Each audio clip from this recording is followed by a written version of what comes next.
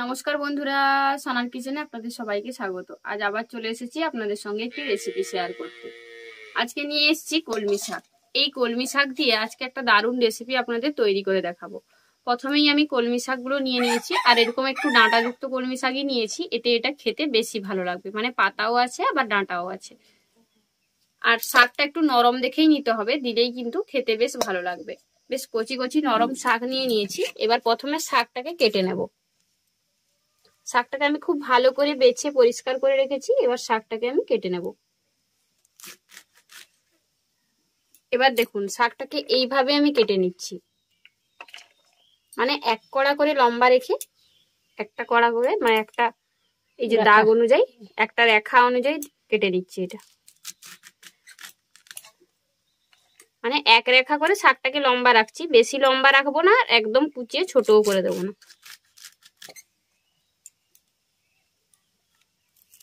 এরকম শাক কাটতে ছোট দিকে রাখতে হতো, চর্দি একদম বেশ সুন্দর সুন্দর বড় বড় করে কেটে দিত। কারণ শাক ভাজার সময় চোর দিকে শাক কাটতে দিলে বেশ বড় বড় সাইজের করে শাক কেটে দেয়।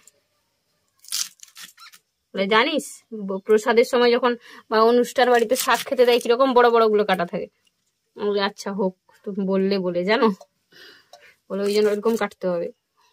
আমি বলছি ওরা এত শাক কাটে বলে এরকম করবে, তুমিও করবে? বলছি হ্যাঁ, ভালো হবে, বেশ লম্বা লম্বা ধরে করে খেয়ে নিবি। সমস্ত শাকগুলোকে কেটে নিয়েছি। শাকগুলো আমি বেছে যেহেতু ধুয়ে রেখেছিলাম, তাই আর ধোয়ার দরকার নেই। ধোয়া না থাকলে আর একবার ধুয়ে নিতাম। এবার চলুন রান্নাটা শুরু করি।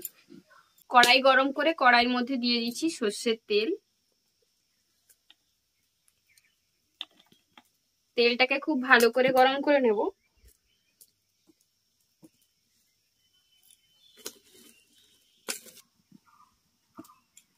তেল গরম হয়ে গেছে। এবার ফোড়নে দিয়ে দিচ্ছি শুকনো লঙ্কা আর 5 ফোড়ন।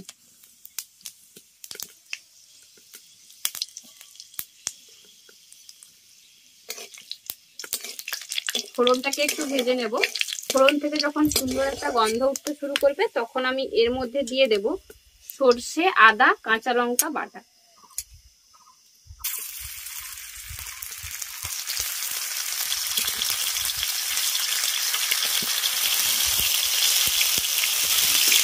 সেই সাথে দেবো হলুদের গুঁড়ো।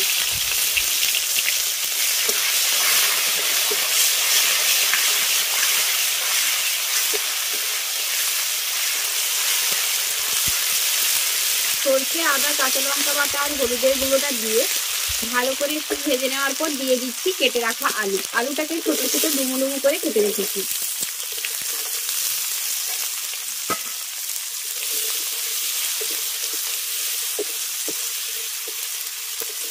আলুটা দিয়ে মশলার সঙ্গে 1 মিনিট আগে একটু ভেজে নিলাম। আলুটাকে 1 মিনিট ভেজে নেওয়ার পর এর মধ্যে যে শাকটা কেটে রেখেছিলাম সেটাও দিয়ে দেবো।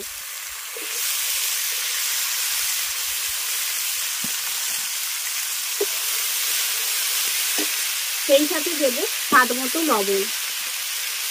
লবণটা একটু বুঝে ব্যবহার করবেন, কারণ শাকটা যখন সেদ্ধ হবে তখন কিন্তু পরিমাণে কমে গিয়ে অল্প হয়ে যাবে। দেখতে লাগবে অনেক, কিন্তু যখনই একটু রান্না করবেন তখন দেখবেন কমে গিয়ে একদম একটু পরিমাণে হয়ে গেছে। তখন কিন্তু লবণের পরিমাণটা যদি বুঝে শুনে না ব্যবহার করা হয়, তখন খেতে আর পারবেন না, অতিরিক্ত লবণ হয়ে যাবে। এই লবণটা একটু বুঝে ব্যবহার করবেন, দরকার পড়লে অল্প পরিমাণে ব্যবহার করবেন, পরবর্তীকালে কিন্তু লবণটা অ্যাড করা যাবে। কিন্তু যদি বেশি হয়ে যায় সেক্ষেত্রে একটু গন্ডগোল, তাই অবশ্যই চেষ্টা করবেন লবণটা পরিমাণে একটু কম দেওয়া। এবার শাক আলুকে ভালো করে মশলার সঙ্গে আগে একটু ভেজে নিচ্ছি। শাক আর আলুটাকে ভালো করে ভাজা ভাজা করে দিলাম। দেখি শাকের জলটা কিন্তু শুকিয়ে গেছে আর বেশ ভাজা ভাজাও হয়ে গেছে। এবার এর মধ্যে আমি অল্প পরিমাণে জল দেবো, কারণ প্রথমে যদি জল দিতাম বা ঢাকা দিয়ে দিতাম তাহলে কিন্তু শাকটা এইভাবে ভাজা ভাজা না করলে খেতে বেশ ভালো লাগতো না। তাই আগে অবশ্যই একটু ভেজে দিতে হবে, তারপর এখানে জল ব্যবহার করতে হবে। তবে জলের পরিমাণ বেশি ব্যবহার করা যাবে না, অল্প পরিমাণেই জলটা ব্যবহার করব, যাতে আলুটা একটু সেদ্ধ হয়ে যায় খুব ভালো করে। কারণ শাকটা সেদ্ধ হতে সময় লাগে না, সেটা আলুটা যেহেতু সেদ্ধ করতে হবে, তাই অল্প পরিমাণে জলের ব্যবহার করলাম। এবার এটাকে ঢাকা দিয়ে অল্প আঁচে রান্না করব, যাতে সমস্ত কিছু খুব ভালোভাবে সেদ্ধ হয়ে যায়।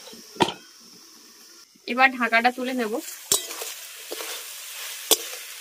জলটা খুব ভালোভাবে শুকিয়ে গেছে। আর দেখুন শাকটা কিন্তু একদম ঘেটে যায়নি, কারণ প্রথমে আমি শাকটাকে একটু ভেজে দিয়েছিলাম, তাই শাকটা ঘেটে যায়নি। আর আলুগুলোও খুব ভালোভাবে এই যে সিদ্ধ হয়ে গেছে। আর কিন্তু কোনো কিছু আমি এই রান্নাতে ব্যবহার করব না। আমাদের কলমি শাকের তরকারি একদম রেডি। কলমি শাক দিয়ে এই রেসিপিটা একবার ট্রাই করে দেখবেন, এটা খেতে বেশ ভালো লাগে। আর যে কোনো নিরামিষ দিনে আপনারা এই রেসিপিটা তৈরি করতে পারেন, যেহেতু এটা নিরামিষ রেসিপি, আবার অন্য কোনো দিনও তৈরি করতে পারেন।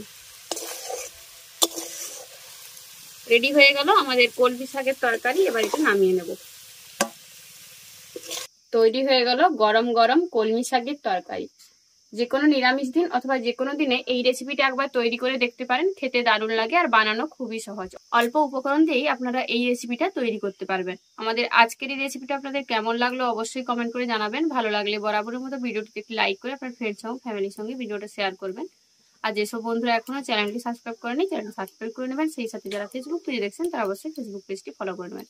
আজ তবে এই পর্যন্তই, আবার দেখা হবে অন্য কোনো রেসিপি নিয়ে। ভালো থাকবেন, সুস্থ থাকবেন, আর তখন আমাদের সঙ্গে থাকার জন্য অসংখ্য ধন্যবাদ। টাটা।